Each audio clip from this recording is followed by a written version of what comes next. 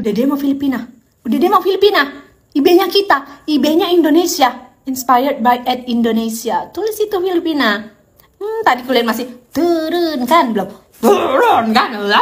Belum. Katanya nanti tanggal 13 puncaknya. Ya Setelah Indonesia, sekarang Filipina. Demonstran turun ke jalan. Ya, apakah ini adalah sebuah rangkaian dari ASEAN Spring? Have you ever heard about what is happening in Indonesia right now? Yeah, actually I already heard it and I already see it in our Facebook. So I already saw some Indonesian who are trying to protest against your government official. Yes. And how did you feel when you saw the news about Indonesia? I feel goosebump actually because I see some Indonesian people as a brave person who they are trying to fight against the corrupt government official, and I'm very proud of your Indonesian people. Halo guys, selamat datang di informasi. Kali ini saya akan membahas tentang demo di Indonesia telah menginspirasi banyak warga negara Filipina. Kebuntuan yang selama ini mereka hadapi untuk melawan koruptor di sana seakan tercerahkan dengan apa yang terjadi di Indonesia. Bahkan sebelum kejadian penjarahan rumah anggota DPR pun demo di Indonesia sudah disoroti warga Filipina. Terkhusus ketika kreativitas supir truk Indonesia yang mengibarkan bendera 1PH sebagai perlawanan terhadap pemerintah yang korup. Banyak dari orang Filipina merepost kejadian demo Indonesia ke dalam media sosial di negara mereka. Tidak satu dua tetapi ratusan bahkan ribuan potongan demo di Indonesia dengan segala caption, sindiran dan seruan. Mereka menganggap orang Indonesia adalah orang-orang pemberani yang tidak hanya bisa berbicara tetapi bertindak secara kolektif. Sementara demo di Indonesia hilang dalam sekejap dan kembali normal seperti tidak terjadi apa-apa. Yang bahkan presiden pun sudah aman untuk mengunjungi parade militer di Cina. Warga Filipina justru mulai melakukan aksi menggeruduk rumah para koruptor di sana yang dirasa banyak flexing. Tidak berempati kepada rakyat dan masyarakat. Hello guys, right now I'm in the Philippines and right now I want to interview one of the locals here. What's your name? Hi ma'am, my name is John Saldi Puentes. I'm a tour guide here in Intramuros and also a local. Okay, so Kuya Jan. Yeah. Kuya Jan, I want to ask you a questions, can I? Yeah. Okay. Have you ever heard about what is happening in Indonesia right now? Yeah, actually I already heard it and I already see it in our Facebook. So I already saw some Indonesian who are trying to protest against your government official. Yes.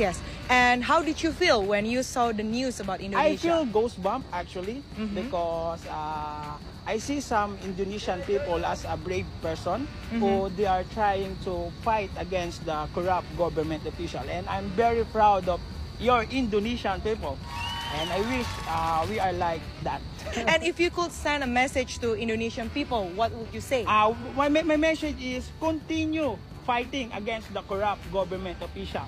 And as Filipino, we are also want that kind of people here in the Philippines because as you know, here in the Philippines, we are also had so many issues regarding our corrupt government official. And we are very proud of you Indonesian people and continue being a brave and fight against the corruption. I love you Indonesia! Thank you, Kuya Jan! Tiniyak ng Philippine Embassy sa Indonesia na walang Pinoy na apektado sa mga kilos protesta roon. Ayon sa embahada, bukod sa Jakarta, ligtas din daw ang mga Pinoy sa lungsod ng Manabo. Mahigit 6,000 Pinoy na nasa Indonesia. Kasalukuyang nagsasagawa ng malawakang protesta ang mga Indonesian. Inirereklamo nila ang sobra-sobrang bonus daw na natatanggap ng mga miyembro ng kanilang House of Representatives. 10 beses na mas mataas daw ito sa minimum wage. Pinaalalahanan ng embahada ang mga Pinoy na mag-ingat at kung maaari ay umiwas muna sa matataong lugar. Pinag-iingat naman ng Ministry of Foreign Affairs ng China ang mga Chinese national dahil sa umano'y dumaraming krimen dito sa Pilipinas. Ayon sa Embahada ng China sa Pilipinas, lumalala raw ang seguridad dito sa Pilipinas. Sa gitna huyan ang pagdami ng krimen na ang target ay Chinese nationals. Pinaalalahanan nila ang mga kapwa nila Chinese na mag-ingat at iwasan ng mga anilay high-risk na lugar. Dapat din daw pag-isipan muna nila kung may plano silang bumisita sa Pilipinas. Wala pang pahayag ang Department of Foreign Affairs tungkol dito.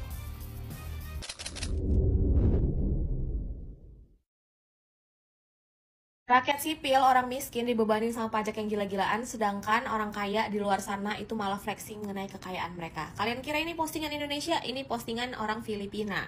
Karena situasi politik yang terjadi di sana, akhirnya banyaklah yang nge-call out. Ini contoh-contohnya influencer-influencer yang dianggap sebagai nepo baby. Kenapa sih mereka itu nepo baby? Jawabannya adalah karena orang tua mereka itu adalah politisi terkenal di negara tersebut dan ada indikasi korupsi. Salah satu yang paling terkenal itu adalah Claudine Ko gitu ya, dimana orang tuanya ini politisi terus kayak aktif sampai sekarang di Filipina. Dan si Claudine ini memang sudah terkenal dari dulu gitu ya. Dia itu sempat viral gara-gara pernah beli G-Wagon dan kehidupan dia yang mewah-mewah. Nah terus abis itu dia tuh di call out sama netizen, dibilang kalau misalnya hidup dari pajak rakyat. Jadi Claudine Ko ini adalah seorang influencer, dia tidak ikut-ikutan dalam politik gitu ya. Cuman orang tuanya itu terkenal banget di Filipina sebagai politikus yang aktif. Dan juga dia tuh kayak tone deaf gitu loh, waktu rakyatnya lagi susah segala macem dia nggak ada ikutan bersuara. Terus dia juga malah memamerkan kehidupannya yang mewah. Beberapa postingan Claudine Ko yang di-call out sama netizen itu kayak waktu dia beli G-Wagon, terus abis itu dia juga naik private jet di usianya yang masih 27 tahun. Saat ini warga Filipina itu banyak yang bilang kalau misalnya mereka juga pengen nih influencer-influencer nepo baby yang orang tuanya itu aktif secara politik gitu ya, ikutan bersuara mengenai keadaan yang terjadi di negara mereka. Dan kayak minta mereka untuk tidak tone deaf, terus juga tidak flexing dengan segala macam yang terjadi situasinya di negara mereka. Kurang lebih segitu aja penjelasannya. Gimana pendapat kalian? Ngerasa relate nggak sih? Terus kolom komentar. Peace, love, and all. Bye-bye! Magandang umaga mga kapuso at narito tayo ngayon sa lungsod ng Pasig at particular dito sa harapan ng St. Gerard Construction Corporation Headquarters, no? Kung saan ito may pag-aari ng mga Diskaya couple. Nandiyan po sa loob yung mga sinasabing luxury vehicles at yung mga tauhan po ng customs, katuwang ang Coast Guard, yes. Ang kasama ng Pasig Police ay nagbabantay dito, no, sa labas dahil may constructive possession na nga daw sila. Parang ito na turnover na rin sa Bureau of Customs yung mga sasakyan ng mga Diskaya, particular yung mga luxury vehicles na kanilang nabanggit sa Senate hearing, sinisecure bilang evidence or sinisecure muna yung possession nito habang sinusuri yung legality at kung ano pa yung mga sinasabing posibleng problema nitong mga nasabing mga sasakyan. So binabantayan dahil kita naman natin kahapon nga nagsilusuban dito yung mga militanteng grupo at binandalize itong mga sign at maging yung pintuan ng building